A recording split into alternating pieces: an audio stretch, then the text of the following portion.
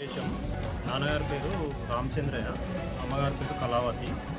వారి జ్ఞాపకార్థము కొలనుపాక విలేజ్లో మాకు తోచిన సహాయంతో మాకు అమ్మ నాన్న పేరుతోటి జ్ఞాపకార్థం ఉండాలని చెప్పి హెల్త్ క్యాంపు పెట్టడం జరిగింది.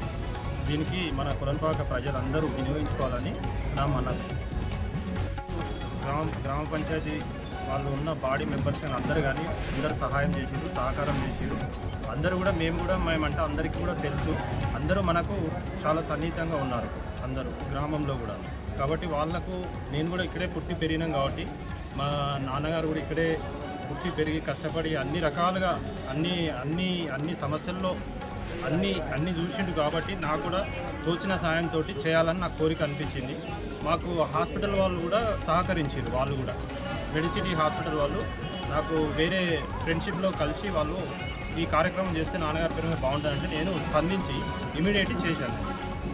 ఈ కార్యక్రమంలో అందరికీ గ్రామ ప్రజలకైనా ఎవరు చూయించుకునే వాళ్ళందరికీ ప్రతి ఒక్కరికి ఉచితంగానే అద్దాలు కానీ మెడిసిన్స్ కానీ వాళ్ళకు జరిగే ట్రీట్మెంట్ ప్రతిదీ ఉచితంగానే అందజేస్తున్నారు మెడిసిటీ హాస్పిటల్ వాళ్ళు. మన తరపున వాళ్లకు సహాయం చేయాలని చెప్పి మేము కూడా కోరుకుంటున్నాం.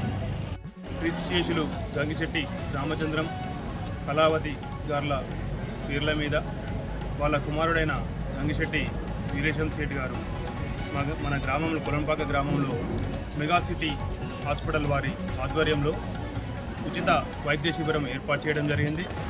గ్రామంలోని ప్రజలందరూ కూడా ఈ వైద్య శిబిరాన్ని వినియోగించుకుంటున్నారు.